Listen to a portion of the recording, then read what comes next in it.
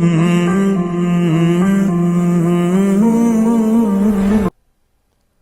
everyone, our today's topic is esophageal atresia and tracheoesophageal fistula। सबसे पहले है कि अट्रेसिया वर्ड का मतलब क्या होता है।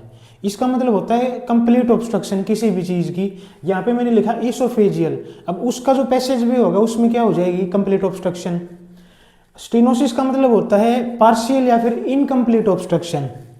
फिस्टुला का मतलब होता है किन्हीं भी दो कैविटीज के बीच में एबनॉर्मल कनेक्शन या फिर ओपनिंग होना। अब ईसोफेजियल अट्रेसिया में जो है failure of oesophagus to form a passage from pharynx to stomach. Tracheoesophageal fistula में क्या है कि congenital anomaly in which abnormal opening और connection between trachea and oesophagus.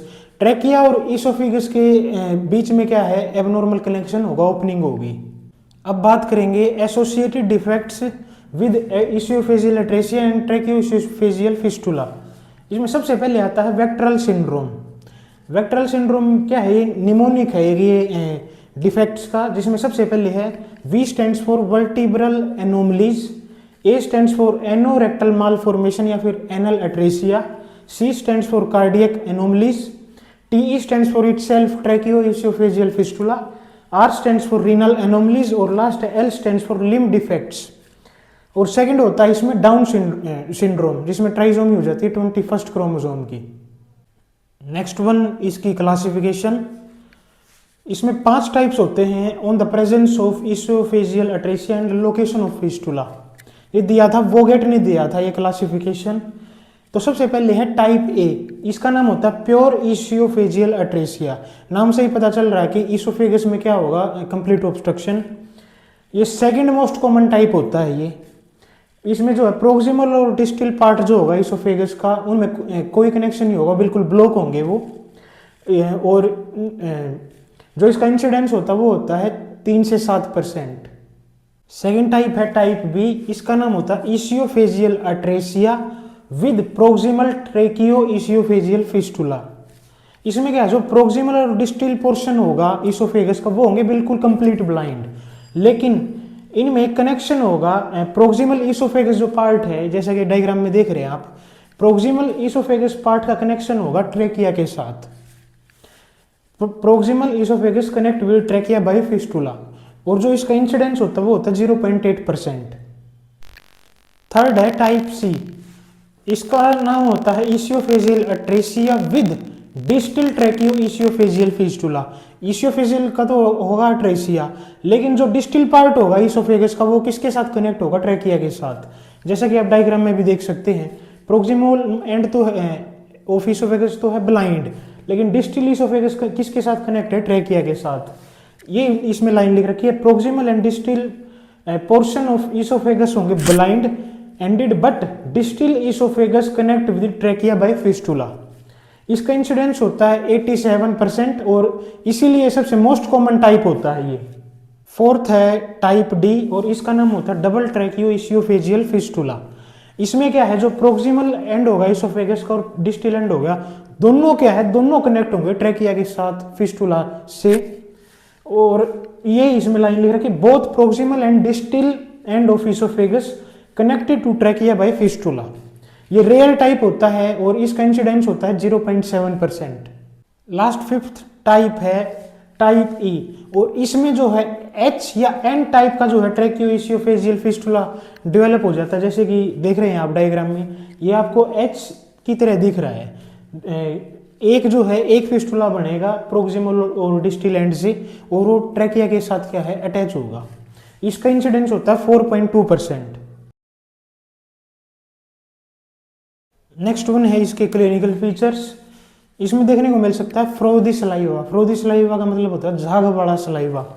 Excessive drooling from nose and mouth, 3 C signs जिसमें choking, coughing और cyanosis, regurgitation and vomiting after feeding, abdominal distension, और ये mainly देखने को मिलेगा टाइप सी, D और ई में, एस्पायरेशन एंड एस्पायरेटरी निमोनिया और मेनली टाइप ई में। अब है इसके डायग्नोसिस। डायग्नोसिस में कर सकते हैं नेजोगैस्ट्रिक ट्यूब टेस्ट, और ये जो है कंफर्मेटिव डायग्नोसिस रहेगा। इसमें क्या है, मेनली बच्चों में लेते हैं एनजी ट्यूब 6 से 8 फ्रेंच की।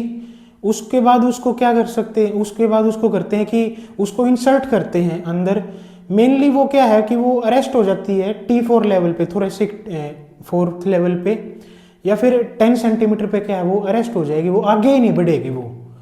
तो उसके थ्रू भी हम क्या है कि चेक कर सकते हैं कि एट्रेसिया है या फिर नहीं। इसके अलावा एक्सरे कर सकते हैं और प्रीनेटल यूएसजी कर सकते हैं। इसमें क्या है कि अगर बेबी जो है, अगर फीटस जो है वो स्वेलो नहीं करेगा एमनियोटिक फ्लूइड को, तो उसकी वजह से क्या होगा, मदर को पॉलीहाइड्रोएमनियोज हो जाएगा। ये हम डिटेक्ट कर सकते हैं यूएसजी के थ्रू। अब है इसका ट्रीटमेंट, और ट्रीटमेंट में करते हैं सर्जरी। और सर्जरी डिपेंड करती है एक तो डिस्टेंस जो होगा ईसोफेगस के एंड्स का, एक तो उस पर डिपेंड करेगी, और सेकंड डिपेंड करेगी कंडीशन ऑफ बेबी, बेबी की कंडीशन कैसी है। इसमें सर्जरी करते हैं 1 स्टेप सर्जरी और 2 स्टेप सर्जरी। 1 स्टेप सर्जरी करते हैं अगर दोनों एंड जो होंगे ईसोफेगस के, प्रोक्सिमल भी और डिस्टल भी, अगर उनका गैप है लेस देन 3 सेंटीमीटर, इसमें क्या करेंगे। और सेकंड वन, ये सर्जरी परफॉर्म करते हैं अगर चाइल्ड है स्टेबल हीमोडाइनेमिकली। इसमें क्या करते हैं, डाइवर्सन करते हैं सबसे पहले तो, और लाइगेशन करते हैं फिस्टुला का, और उसके बाद क्या है एंड टू एंड एनास्टोमोसिस कर देते हैं ईसोफेगस के पाउच का। सेकंड है 2 स्टेप सर्जरी, और ये परफॉर्म करते हैं अगर जो गैप है वो 3 सेंटीमीटर से ज्यादा है। स्टेप 1 में करते हैं लाइगेशन ऑफ फिस्टुला, और स्टेप 2 में करते हैं end to end anastomosis of esophagus pouch. और इसमें अगर डिस्टेंस ज्यादा है तो इसमें क्या है, कोलोन का ग्राफ्ट भी यूज कर सकते हैं इसमें। और लास्ट ऑप्शन होता है इसमें ईसोफेगस रिप्लेसमेंट। इसमें क्या है, प्रोस्थेटिक ईसोफेगस इम्प्लांट कर देते हैं। अब है प्री ऑपरेटिव केयर। इसमें क्या है कि जैसे ही सस्पेक्टेड होगा कि बच्चा को क्या है ईसोफेजियल अट्रेसिया विद ट्रैकियोईसोफेजियल फिस्टुला, तो उस केस में बच्चे को मेंटेन रखते हैं बच्चे का एनपीओ, नील पर ओरल, कुछ भी जो है ओरल नहीं देते। हाइड्रेशन को मेंटेन करते हैं बाय आईवी रूट, और कोई किसी भी पेसिफायर का यूज नहीं करते before surgery. Post operative care में क्या है कि प्रोफाइलैक्टिक एंटीबायोटिक्स दे सकते हैं। इंस्पेक्ट करना है सर्जिकल साइट को फॉर एनी इन्फेक्शन, कोई इन्फेक्शन वगैरह तो नहीं है, और पेसिफायर दे सकते हैं बच्चे को सकिंग के लिए। लास्ट है इसकी कॉम्प्लिकेशन। सबसे पहले है एनास्टोमोसिस लीकेज, जहाँ से पे सर्जरी हुई है वहाँ पे क्या हो सकती है, लीकेज, और ये सबसे अर्लीस्ट कॉम्प्लिकेशन होगी। रिकरेंट फिस्टुला, दोबारा से फिस्टुला बन जाएगा, ये सबसे मोस्ट कॉमन कॉम्प्लिकेशन होगी। ईसोफेजियल स्ट्रिक्चर, स्ट्रिक्चर का मतलब होता है नैरोनेस, तो इफ ईसोफेगस में नैरोनेस हो जाएगी। और ट्रैकियो मेलेसिया, इसमें सॉफ्टनिंग हो जाती है ट्रैकियल वॉल की।